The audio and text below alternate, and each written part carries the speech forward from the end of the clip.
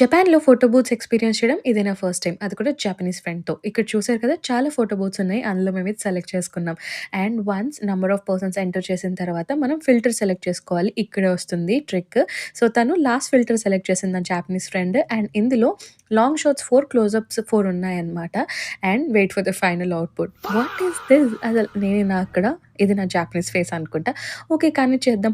And తర్వాత మనం frame select చేసుకొని అందులో మనకు నచ్చిన 4 ఫోటోస్ మనం సెలెక్ట్ చేసుకోవాలనమాట. అండ్ లేటర్ ఇక్కడితో అయిపోతది అనుకున్నా. అంతే కాదు. సో, మనకి నచ్చిన స్టిక్కర్స్ అండ్ మనం అక్కడ పెన్‌తో రాయొచ్చనమాట. ఇక్కడ మీకు కనిపిస్తున్నాయి కదా! సో, నా జాపనీస్ ఫ్రెండ్ అయితే తెలుగు తనకి చాలా ఇష్టం అనమాట. సో, ఇక్కడ తను చాలా చాలా హ్యాపీ ఫీలింగ్ అని రాస్తుంది. సో, నాకైతే చాలా ఫన్నీ ఎక్స్‌పీరియన్స్ అండ్ నా ఫేస్ నేను అస్సలు చూడలేకపోయాను. మీకెలా అనిపించిందో let me know in the comment section. So, ఫైనల్‌గా ప్రింట్ అయితే వచ్చేసింది. ఇందులో సైజెస్ కూడా ఉంటాయన్నమాట. One of the crazy experience I ever had in Japan.